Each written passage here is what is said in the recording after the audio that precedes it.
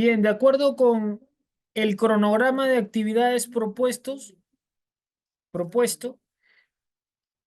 la sesión del día de hoy y el día de mañana van a tratar sobre el procedimiento administrativo disciplinario y procuraré que el día de mañana nos sobre un espacio para poder abordar de manera puntual y concreta los aspectos referidos a la judicialización o a la impugnación de las decisiones tomadas por parte del Tribunal del Servicio Civil, que como de seguro ustedes tienen conocimiento, da por agotada la vía administrativa.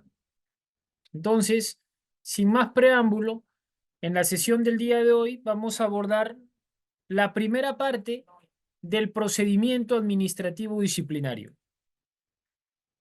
El módulo está conformado de la siguiente manera. Nosotros en esta oportunidad vamos a abordar lo referente a una parte introductoria, las autoridades del procedimiento administrativo disciplinario. Vamos a tratar también lo referente a las sanciones. En esa misma línea vamos a hablar de la relevancia de las oficinas de recursos humanos, de los tipos de sanciones,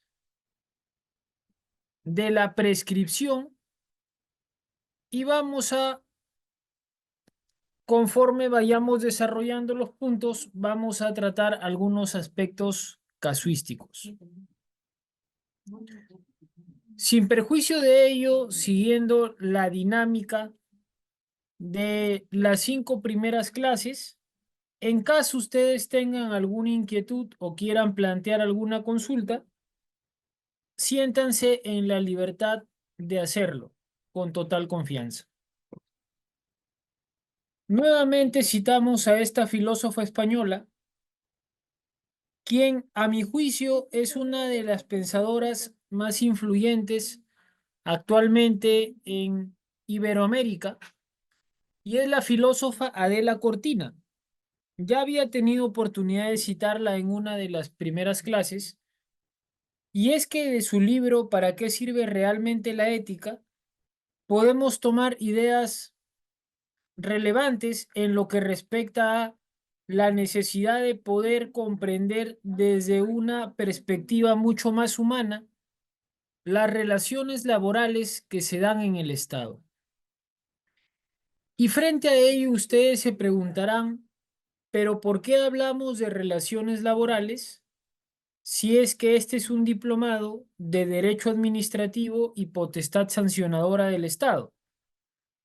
Pues hablamos de relaciones laborales porque cuando nos referimos al procedimiento administrativo disciplinario, partimos de una premisa, y es que esta premisa consiste en lo siguiente: el procedimiento administrativo disciplinario es aquel procedimiento que se inicia como parte del ejercicio de la potestad disciplinaria del Estado. Y es que partimos también de una relación jurídica preexistente, una relación jurídica en donde el Estado es el empleador y el trabajador es llamado servidor público o servidor civil. Entonces, cuando hablamos de procedimiento administrativo disciplinario, necesariamente nos referimos a la preexistencia de una relación jurídica de carácter laboral entre el Estado empleador y entre el trabajador del Estado, o también llamado servidor civil. En esa línea, ¿qué nos dice la filósofa Adela Cortina? Pues nos señala lo siguiente: para forjarse la propia conciencia es necesario buscar buena información, dialogar con otros que merecen confianza, tener la intención de acertar no dejarse seducir por patrañas, forjarse un buen criterio para discernir entre lo verdadero y lo falso, entre lo justo y lo injusto. Aquí radica, o mejor dicho, de esta cita podemos extraer dos ideas, fuerza, que van en la línea con lo que algunos de ustedes señalaron en la clase del día de ayer, y es que la dinámica del procedimiento administrativo disciplinario reviste de mucha complejidad, porque de un lado o no se subsumen adecuadamente los hechos dentro del catálogo de faltas contempladas en el artículo 85, o de otro lado, a pesar de no haberse determinado la responsabilidad de un servidor, se opta por sancionar, con cargo a que el Tribunal del Servicio Civil corrija esto. Entonces nos preguntamos hasta qué punto esta dinámica consiste en discernir entre lo verdadero y lo falso. No hay ningún tipo de discernimiento ahí. Solo se actúa en base a las órdenes, solo se actúa en base al qué dirán y solo se actúa en base a una posición que muchas veces carece de sustento jurídico. Por esa razón es que espacios como este nos invitan no solo al diálogo, sino a el intercambio de ideas que permita a cada uno de nosotros sentar posición sobre determinados temas.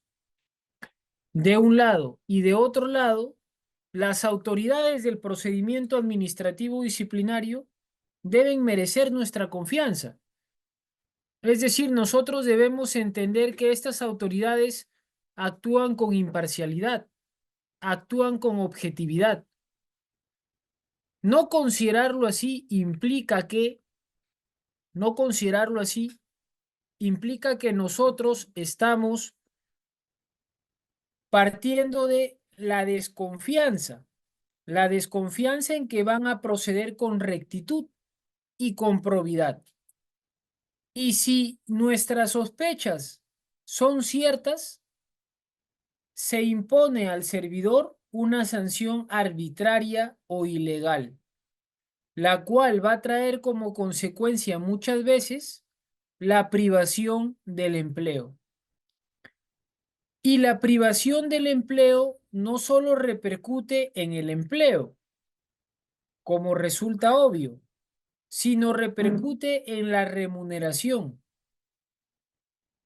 Es decir, la ejecución de una sanción administrativa, suspensión sin goce de haber o destitución en primera instancia, al menos repercute o incide en dos derechos fundamentales: el derecho al trabajo en su dimensión de permanencia y el derecho al pago de una remuneración. Lo dicho desde esta perspectiva no tiene por propósito alarmarlos, sino alertarlos sobre la importancia que tiene el procedimiento administrativo disciplinario dentro de una entidad, la importancia que tiene conocer adecuadamente la realidad de la entidad, las normas jurídicas que regulan tal o cual hecho, para poder determinar en el caso concreto si corresponde o no la imposición de una sanción. Como dice la profesora Cortina, no dejarse seducir por patrañas, forjarse un buen criterio para discernir entre lo verdadero y lo falso, entre lo justo y lo injusto. Ahí radica el arte de poder identificar cuán necesaria es y cuánto sustento tiene la imposición de una sanción a un servidor o ex servidor civil.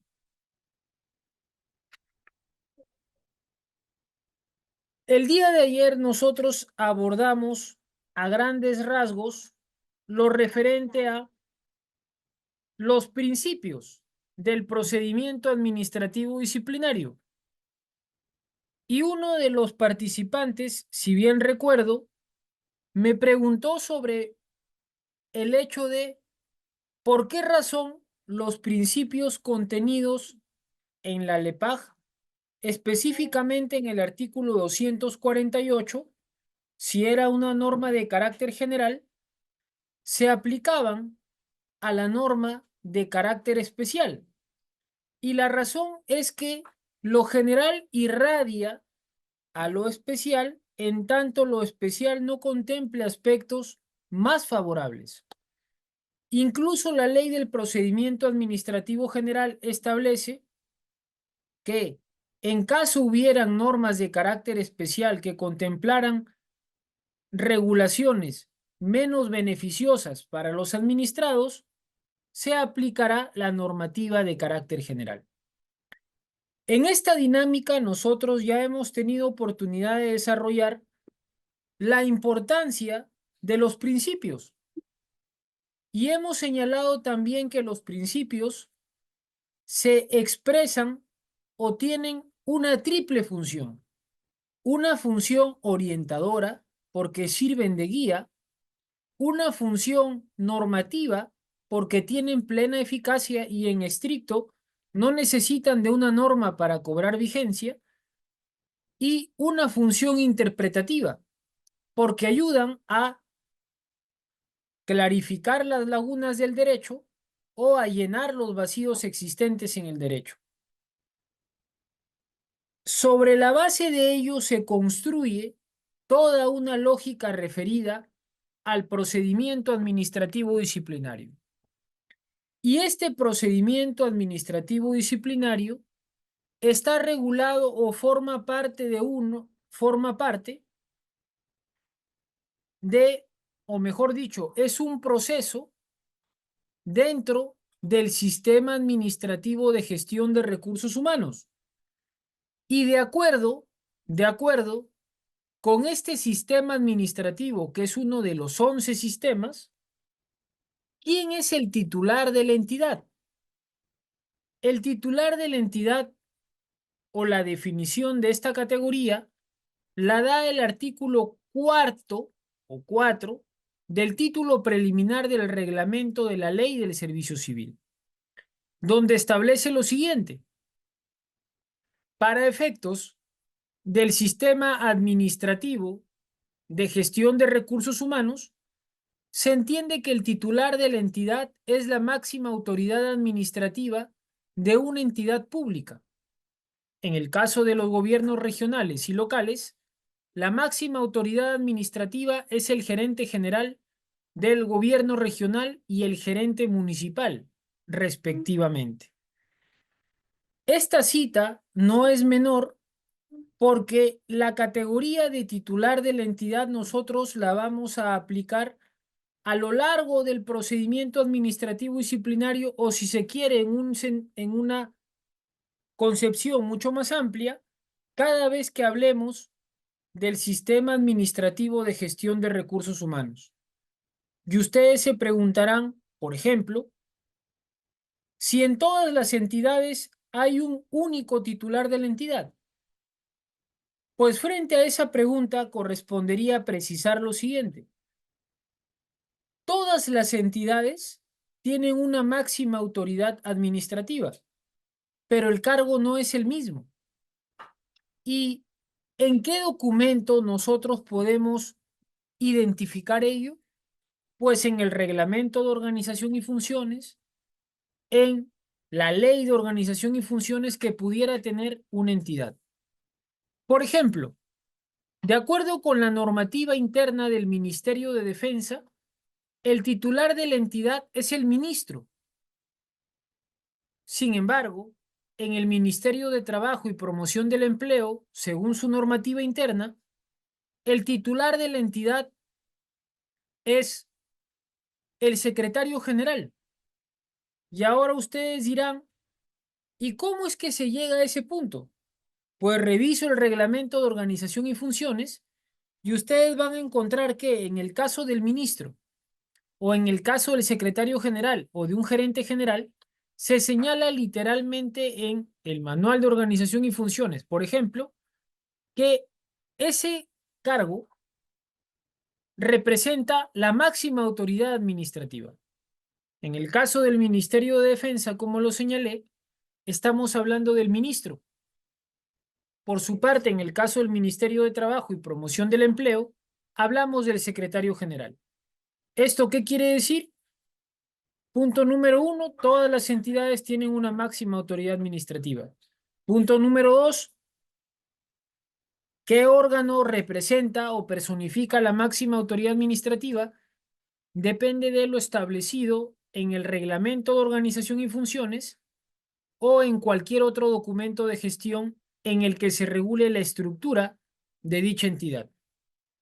Por esa razón es que el artículo 4 del título preliminar del Reglamento de la Ley del Servicio Civil establece lo siguiente.